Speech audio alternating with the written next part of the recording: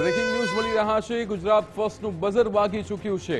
Vadodara SSG હોસ્પિટલે વિવાદિત form જાહેર કર્યું છે। કોલ્ડ રૂમના મૃતદેહની જવાબદારીમાંથી હાથ અદ્ધર કર્યા છે। મૃતદેહને કશું થાય તો હોસ્પિટલની જવાબદારી નહીં। પરિવારજનો પાસે ભરાવાતા ફોર્મમાં અહીંયા નોંધ મૂકતા વિવાદ સર્જાઈ છે। ત્યારે અગાઉ મૃતદેહ ડિકમ્પોઝ થઈ જતા વિવાદ થયો હતો। વિવાદિત ફોર્મ જાહેર કરવામાં આવ્યું છે। અલ્પેશ સુથાર આપણી સાથે લાઈવ જોડાઈ ગયા છે। અલ્પેશ, મૃતદેહને કશું થાય તો હોસ્પિટલની જવાબદારી જ નથી, આવું ફોર્મ જાહેર કરવામાં આવ્યું છે એસએસજી હોસ્પિટલ દ્વારા, શું વિગતો? બિલકુલથી જે રીતે વાત કરવામાં તો વડોદરાની સૌથી મોટી ગણાતી એસએસજી હોસ્પિટલ કે તે ફરી એકવાર પોતાનું એક વિવાદિત ફોર્મ છે ને તેને લઈને વિવાદમાં આવી છે।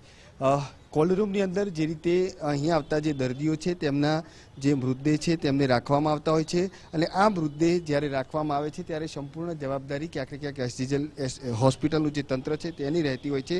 પરંતુ આ વખતે એક ફોર્મ છે ને તેની અંદરના નોંધ લખવાથી આખી આ જે હોસ્પિટલ છે કે તેણે પોતાની જવાબદારીમાંથી હાથ અદ્ધર કર્યા હોય તે હું અહીંયા લાગી રહ્યું છે। જે રીતે ફોર્મની અંદર એક નોંધ લખવામાં આવી છે કે કોલ્ડ રૂમની અંદર જે મૃતદેહ મૂકવામાં આવે છે તેને કોઈ પણ ટેકનિકલ ખામી અથવા તો કોઈ પાવર કટઆઉટ આવી કોઈ સમસ્યા સર્જાય ને જો તેના કારણે મૃતદેહ ડિકમ્પોઝ થાય તો તેની જવાબદારી હોસ્પિટલના તંત્રની રહેશે નહીં।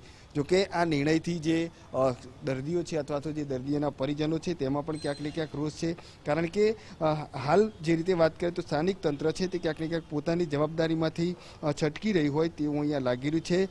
દર મહિને 150થી વધુ જે પોસ્ટમોર્ટમ છે તે અહીંયા કરવામાં આવતા હોય છે અને 50થી વધુ જે મૃતદેહ છે કે જેઓને કોલ્ડ રૂમની અંદર રાખવામાં આવતા હોય છે। અગાઉ પણ મૃતદેહો ડિકમ્પોઝ થવાને લઈને અનેકવાર વિવાદો છે તે થઈ ચૂક્યા છે। હોસ્પિટલમાં મારામારીની પણ ઘટના બની હતી ત્યારે સમગ્ર મામલો રાજ્ય સરકાર સુધી પહોંચ્યો હતો અને ત્યારબાદ હોસ્પિટલના તંત્રએ આખો આ જે વિવાદિત નિર્ણય છે તે લીધો છે।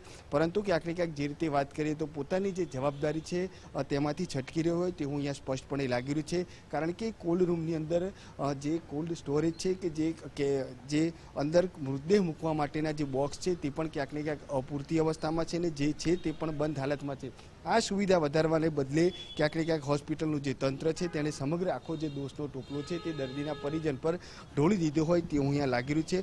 તેને જ લઈને હાલ આખી આ જે હોસ્પિટલનું તંત્ર છે તેની ઘોર બેદરકારી કહી શકાય અથવા તો આવી વિવાદિત નોંધ કહી શકાય તેને લઈને ફરી એકવાર ચર્ચાનું કેન્દ્ર બની છે। ત્યારે હવે હોસ્પિટલનું તંત્ર છે તે શું કાર્યવાહી કરે છે તે તો આગામી સમયમાં જ ખબર પડશે। પરંતુ પરે આ જે નોંધ છે તેને પણ કાઢે છે કે પછી આ જે નોંધ છે તે યથાવત રાખે છે તે પણ હવે જોવાનું રહેશે। પરંતુ આ પ્રકારની નોંધથી ચોક્કસથી શહેરના નાગરિકો છે અથવા તો એસએસજી હોસ્પિટલમાં આવતા દર્દીઓ છે એમની ચિંતામાં ક્યાંક ને ક્યાંક વધારો થયો છે। કારણ કે દર્દી છે તે પોતાના સ્વજનનો મૃતદેહને કોઈ પણ ન થાય તે માટે આ કોલ્ડ રૂમની અંદર મૂકવા માટે આવતા હોય છે। પરંતુ આખી આ જે તંત્ર છે તે ક્યાંક ને ક્યાંક પોતાની જવાબદારી છે પોતાની જે ફરજ છે તેમાંથી છટકબારી શોધતું હોય તે હું અહીંયા લાગી રહ્યું છે ને તેના જ કારણે આખી આ જે ફોર્મ છે તેની અંદર નોંધ લખવામાં આવી છે। હવે આગામી સમયમાં શું નિર્ણય લેવામાં આવશે તે જોવાનું રહેશે। પરંતુ હાલ જે રીતે વાત કરીએ તો શહેરના નાગરિકો તમામ લોકોમાં હાલ આ પ્રકારના વિવાદિત નિર્ણયને લઈને રોષ જોવા મળે છે। જી બિલકુલ અલ્પેશ, સમગ્ર માહિતી સાથે જોડાવા બદલ આપનો આભાર। વડોદરાની એસએસજી હોસ્પિટલ કે જે ફરીવાર વિવાદમાં આવી છે, અગાઉ પણ મૃતદેહ ડિકમ્પોઝ થઈ જતા વિવાદમાં આવી હતી, ત્યારે હવે આ નોંધ લખવામાં આવી છે, ફોર્મ જાહેર કરવામાં આવ્યું છે, તેમાં લખવામાં આવ્યું છે કે મૃતદેહને જો કશું થાય છે કોલ્ડ સ્ટોરેજમાં તો હોસ્પિટલની જવાબદારી રહેતી નથી। તો પછી આ કોલ્ડ સ્ટોરેજ શું કામના? આ કોલ્ડ સ્ટોરેજ કે જ્યાં જે મૃતક હોય છે તેને રાખવામાં આવે છે, પણ અહીંયા તેની જવાબદારી એ લેવા માટે અહીંયા હાથ ખંખેરી દેવામાં આવ્યા છે। એસએસજી હોસ્પિટલ દ્વારા હાથ અદ્ધર કરી દેવામાં આવ્યા છે પોતાની જવાબદારીથી। અમારી જવાબદારી નથી રહેતી જો મૃતદેહને કશું થાય છે, કોલ્ડ સ્ટોરેજ શું કામ મૂકવામાં આવ્યા છે તો એને લઈને હવે સવાલો થઈ રહ્યા છે। પરિવારજનો પણ અહીંયા વિવાદ આક્રોશ કરી રહ્યા છે।